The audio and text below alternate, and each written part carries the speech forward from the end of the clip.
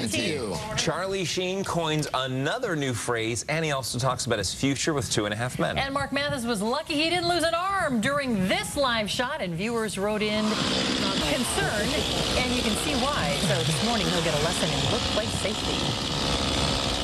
And at this point, gang, really, who's worse on TV, me or Charlie Sheen? Did you happen to watch that Ustream thing with him on Saturday night? I mean, I know I've said there's a lot of producers on Good Day Sacramento. Maybe some of them could give Charlie Sheen a hand.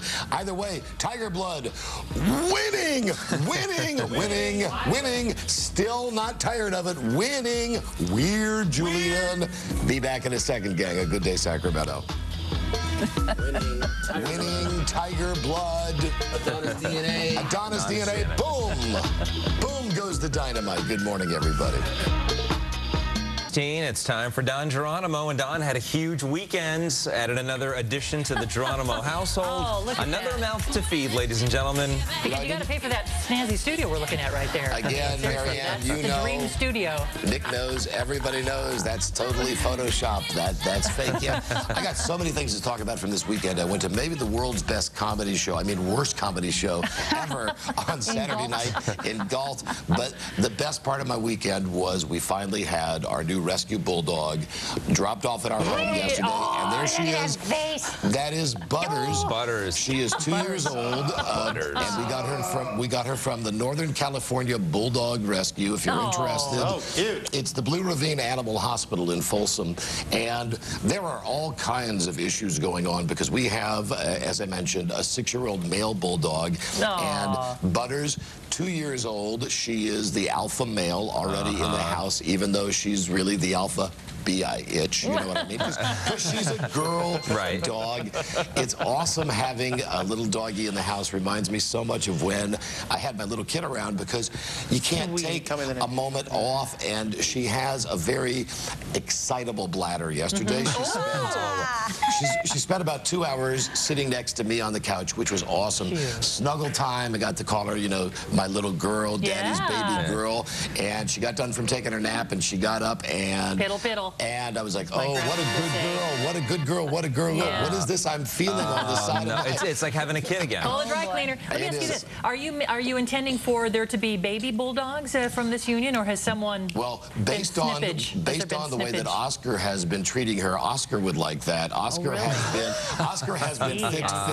Oh, okay. All right. They're going to have as they say. a platonic relationship. So they can have fun, but no babies in the situation. True. So the first moment that they get together, that must be a really neat moment where they first see each other. What do they do? And I had to learn this about bulldogs, the fact that they will look at each other almost like rams ready to butt heads. But they're not really fighting, and they both do this thing where they prance around like this. They prance, they position. They prance is like, you move, no, you move, no, you move. Your move. No, you move. But the best thing that I can tell you about Butters, the best thing, she's not 1,000% house trained. She knows the difference between a hardwood floor and the carpeting. Oh, good for her. And for that, thanks very much, especially with the piles of love that we've been dealing with already. We'll talk more about her and talk more about rescue organizations as well. Oh, it's absolutely worth it, Marianne. And it breaks my heart to think that this poor dog that we got. Now, it was not that she was abused.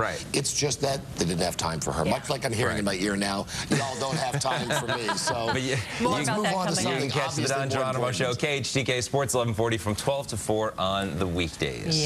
Like today. All right, Mark Mathis is an expert when it comes to weather, but when it comes to power tools, that's a different story. A couple of weeks ago, Mark used a chainsaw during a tree trimming segment.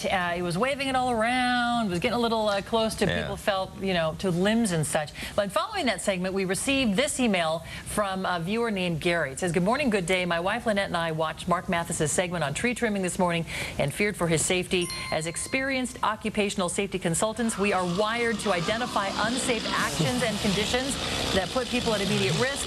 Mark was in serious danger this morning. We're happy his segment wasn't any longer. There's nothing safe about the way he was handling or operating that chainsaw. He had no personal protective equipment and was not using proper technique with the saw. I know it was a short segment and that he was under the supervision of a contractor who should have insisted on preserving safety over comedy, but the example he set was not a good one. If there is anything we can do to assist in keeping the Good Day staff safe and avoid unnecessary risks on the job, please don't hesitate to call. You're all an important part of our mornings. We'd hate if anything bad happened as a result of taking unnecessary risks. Signed, Gary. Party killers. How come we don't read the other emails that said, please put him out every day like that? We thought we would take this to be use it as an educational tool. Right. A teaching moment. A teaching moment. I found it interesting that the only person laughing during that whole little video clip was Geronimo. All right. Hey, listen, you know what? This may come as a big shock to a lot of people here on, especially the Good Day staff, but every now and then I make a mistake. What?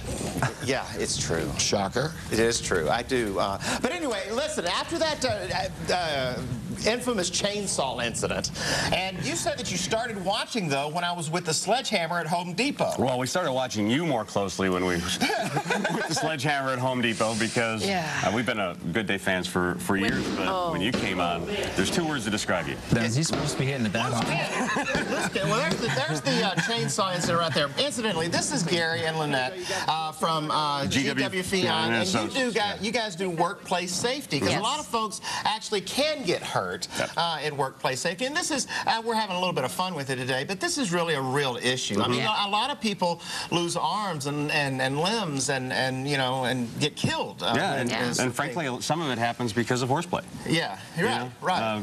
Messing around on the job and not paying attention to what you're doing. Let's first of all show the chainsaw incident, if we can, and I wanted to, and you can kind of critique me on what I'm doing wrong and where I went wrong. Here's the chainsaw incident right here. Okay, where do we begin? Where do we begin? Yeah. Okay, the stumbling around. First of all, you need to have a firm footing when you're using a chainsaw. You need to have a wide base, and you need to have full control over the chainsaw so that you're moving it in here. Right. You want to keep it.